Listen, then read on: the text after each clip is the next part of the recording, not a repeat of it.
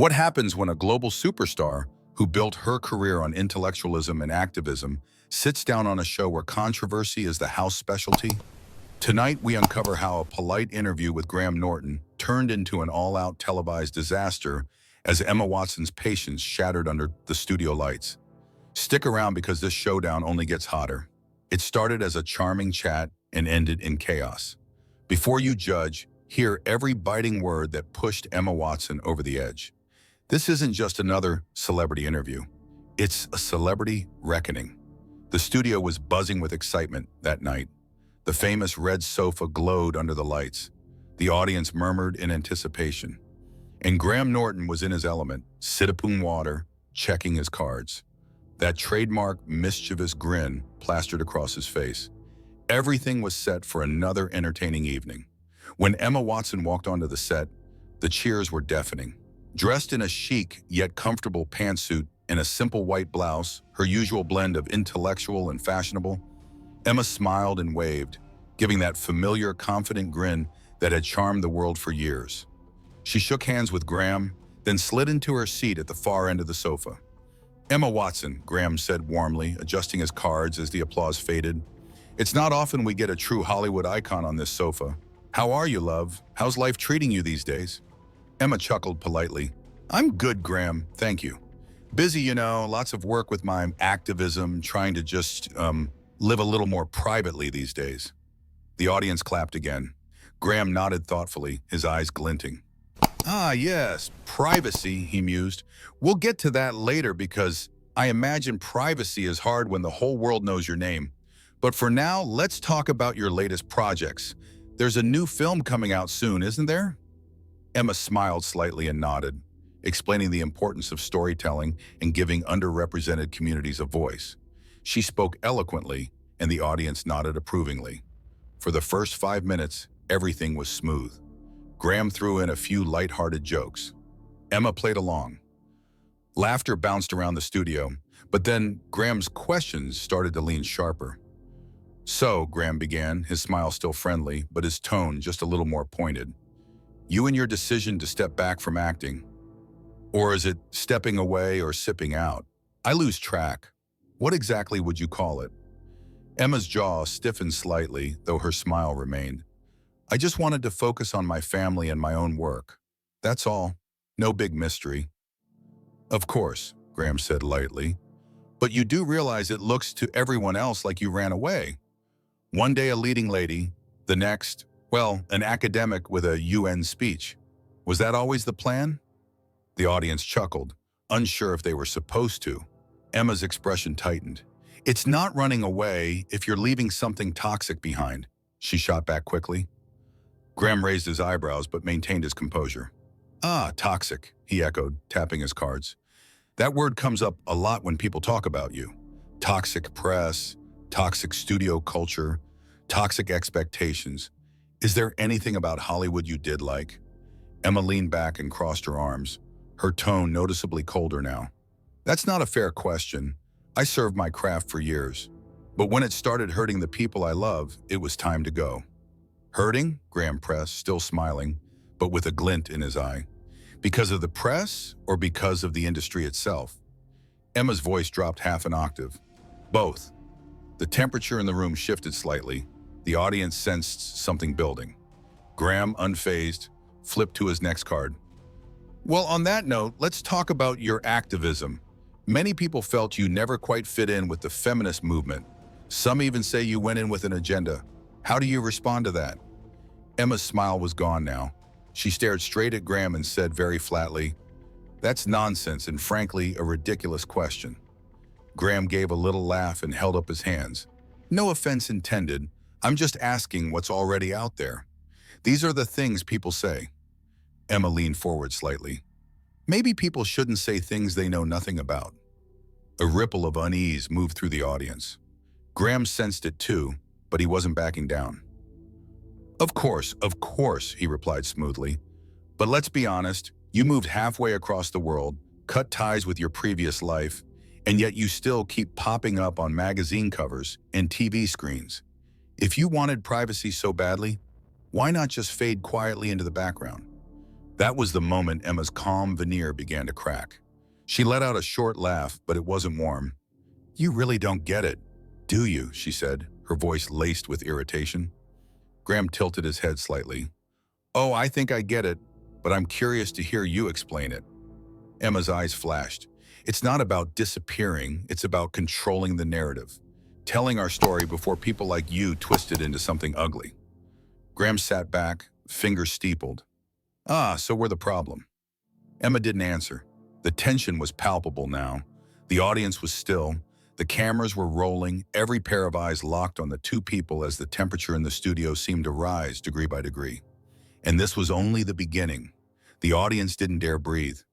Even the studio lights seemed hotter now. Emma sat rigid on the famous red sofa, her jaw tense, her knuckles white on the armrest. Graham, by contrast, sat with the relaxed elegance of a man who'd seen 1,000 tense interviews before. But he could sense the powder keg he was sitting next to, and he was striking matches anyway. "Well," Graham said after a beat, his smile almost apologetic, but his eyes glinting with challenge. "You've made it very clear you wanted to control your own story, Emma. But surely you can see how it looks a little contradictory. You asked for privacy, and yet here you are on my show in front of millions of people promoting your work, your documentary, your podcasts. It's all rather public, isn't it?"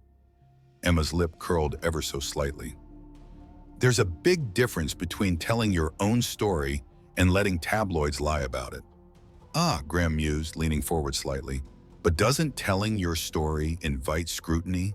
The more you reveal, the more people will analyze. You can't really expect the world to simply accept your version without question, can you?" Emma's eyes narrowed. "You mean your version?" Graham chuckled softly.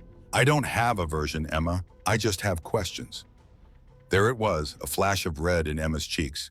"And those questions are the same ones people like you have been asking for years. You don't care about answers. You just want a headline," the audience murmured. Graham smiled tightly, steepling his fingers. "All right then," he said. "Let me try something different. You've said publicly that you felt unsupported by the industry during your time as a child star. Can you tell us specifically what support you expected? What help you asked for that was denied?" Emma exhaled sharply through her nose. "I expected them to protect me the way they protected others, to treat me like a person. And they didn't. They didn't," Emma snapped. "Next question."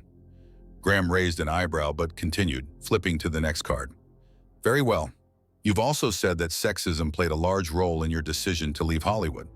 But many in the public feel that criticism of you was more about your choices than your gender. Do you think you're being entirely fair when you paint it all with the brush of sexism?" Emma's head jerked back as though she'd been slapped. "Excuse me," she said, her voice icy. "It's just a question," Graham said, his tone even.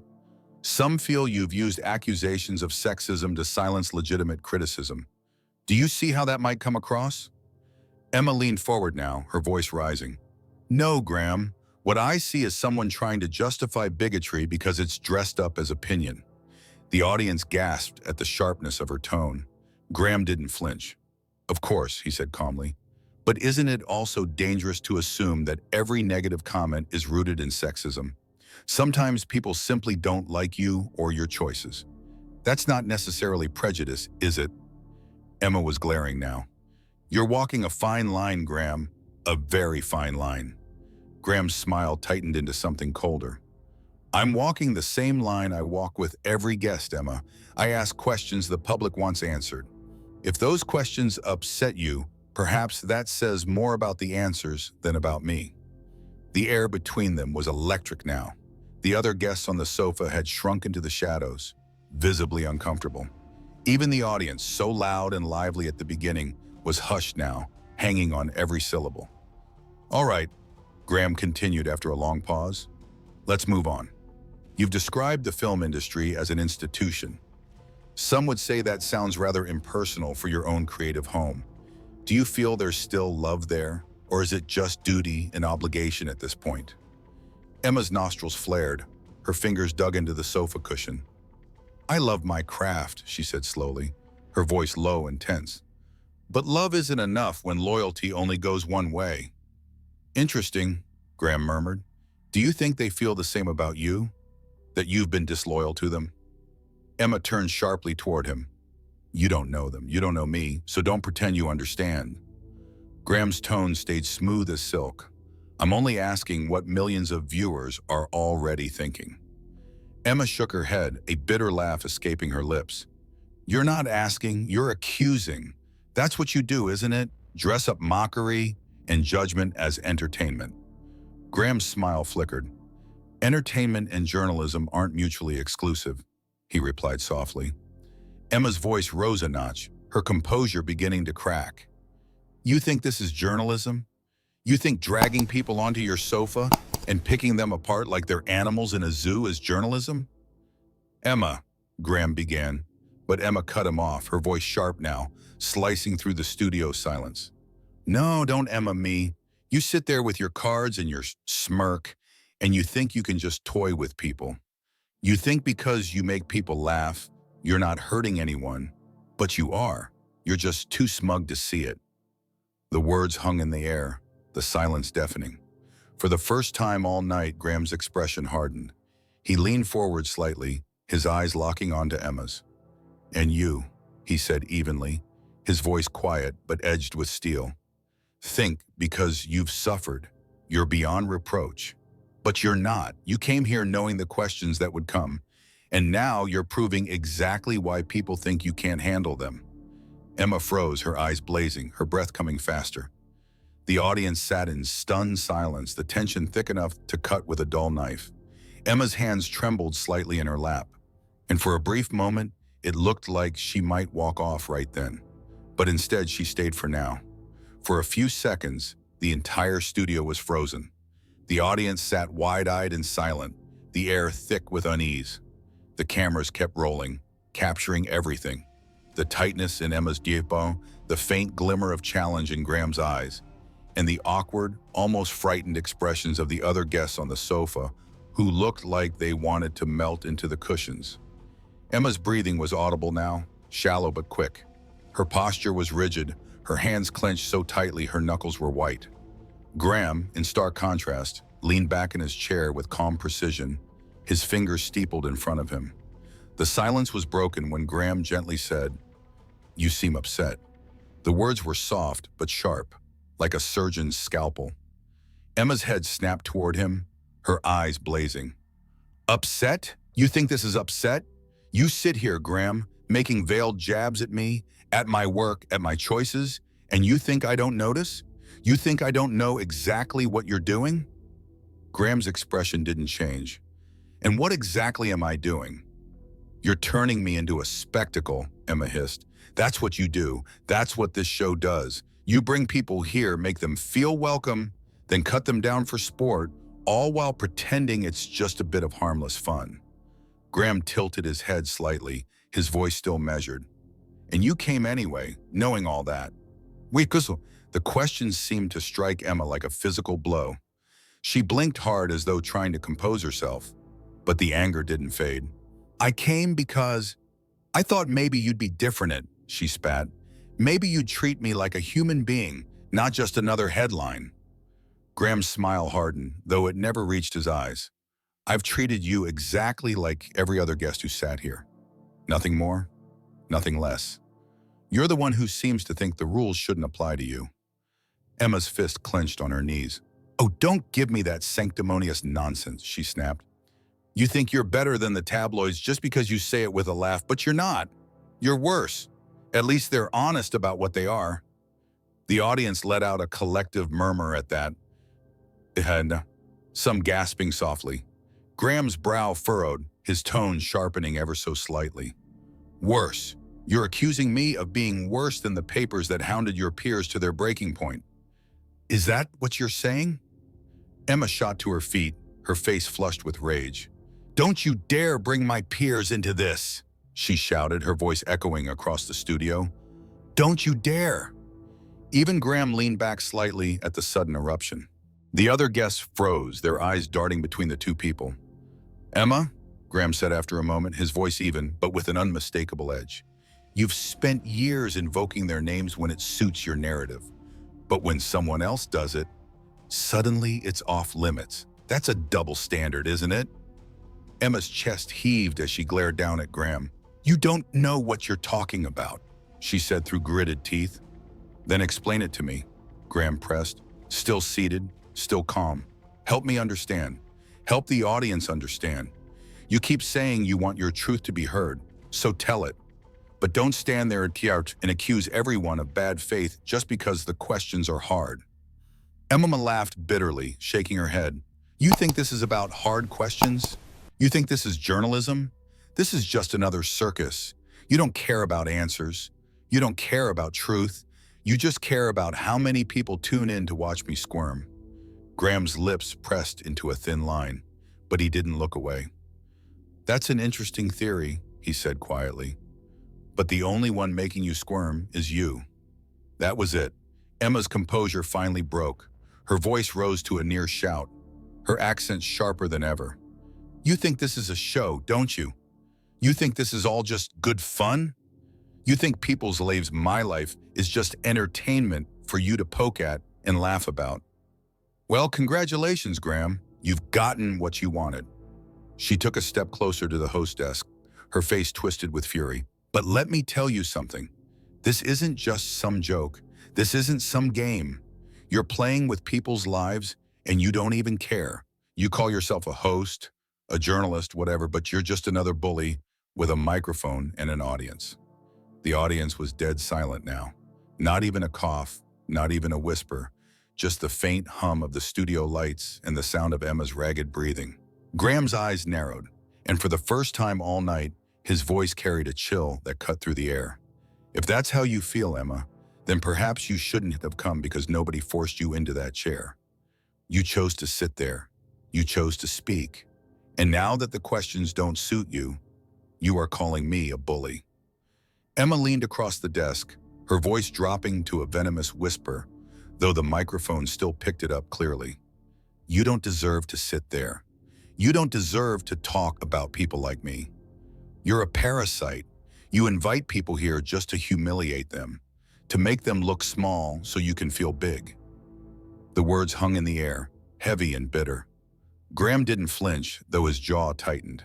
He stood slowly, matching Emma's height, and the two of them locked eyes, neither willing to break. Maybe, Graham said finally, his voice low but firm, you should ask yourself why you feel so small in the first place. That was the final spark. Emma slammed her microphone down onto the desk so hard the audience jumped. Her voice boomed raw and full of fury. That's it, I'm done. You think you can drag me and my life through the mud and call it entertainment? You think you're clever? You think you're better than everyone you humiliate up here? Well, you're not. You're pathetic. This whole show is pathetic. She turned to the audience now, gesturing broadly with one arm. And you lot, you sit here laughing along while he tears people to shreds. Do you feel good about yourselves? Do you? Nobody answered. Emma turned back to Graham, her voice shaking with rage but loud enough to fill the room. You are everything that's wrong with this country, with this world. You dress up cruelty as wit and call it a job? Well, you can keep it, Graham, because I won't play your game. And with that, she turned sharply and stormed toward the exit. The cameras followed her as her footsteps echoed against the studio floor, her back straight, her fists still clenched. Graham remained standing behind his desk, his expression unreadable, his hands resting lightly on the edge of the table. The door closed behind Emma with a deafening thud. The audience sat frozen, and Graham, after a long, heavy pause, finally exhaled and said softly, almost to himself, well, that escalated quickly. The camera zoomed in on his face as he straightened his jacket, his eyes still fixed on the door where Emma had disappeared. The door slammed shut behind Emma with an echo that seemed to reverberate through every corner of the studio. For several long, breathless seconds, the audience simply sat there, stunned. No one clapped. No one spoke. The sound of Emma's angry footsteps faded down the corridor beyond the set, and then nothing but silence. The other guests on the sofa exchanged uneasy glances, clearly unsure whether they should stay put or quietly slip away. The camera stayed locked on Graham, who stood behind his desk, hands resting on the wood, staring at the door through which Emma had exited. Then finally Graham straightened his jacket, let out a slow breath, and turned back to face the audience, his signature dry smile returning, though this time edged with steel. "Well," he said dryly, "that was festive." A ripple of nervous laughter swept through the audience, breaking the spell. Some clapped politely. Graham held up a hand to quiet them, his tone suddenly serious. "Look," he began, "I want to say something here because clearly tonight went in a direction none of us expected, least of all me. But here's the thing." He paused, scanning the audience and then glancing straight into the camera. "I've been doing this job a very long time," he said, his voice even but deliberate.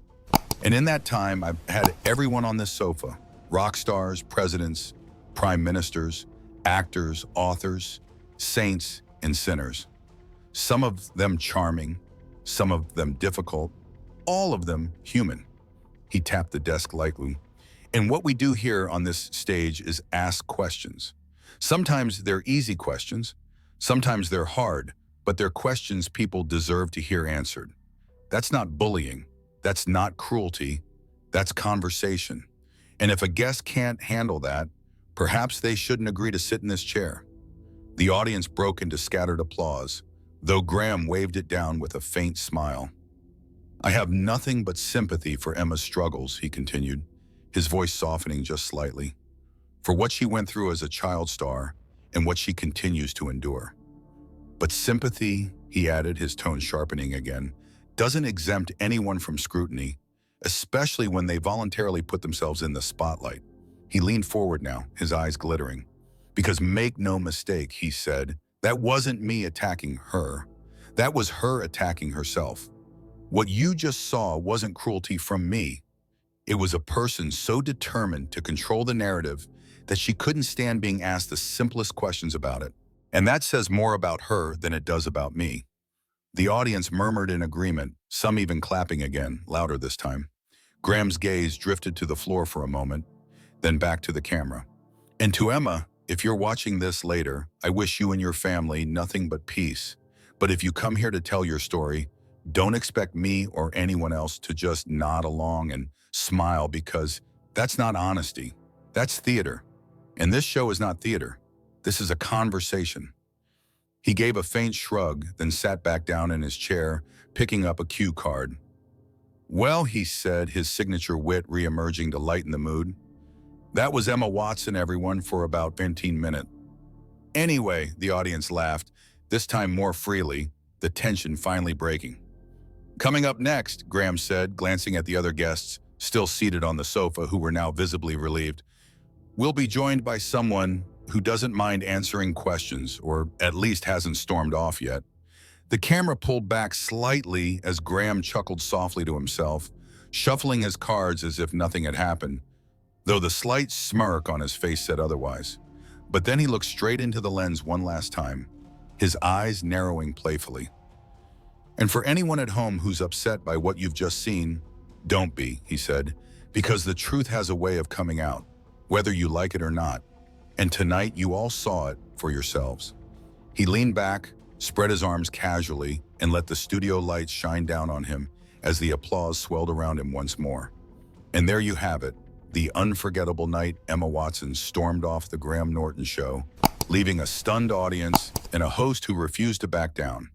If you enjoyed this behind-the-scenes breakdown of one of the most intense talk show moments ever, don't forget to hit that like button. Leave a comment below. Do you think Graham went too far, or was Emma out of line? And of course, make sure to subscribe so you don't miss more incredible stories like this one. Thanks for watching, and remember, the truth may be uncomfortable, but it's always worth hearing.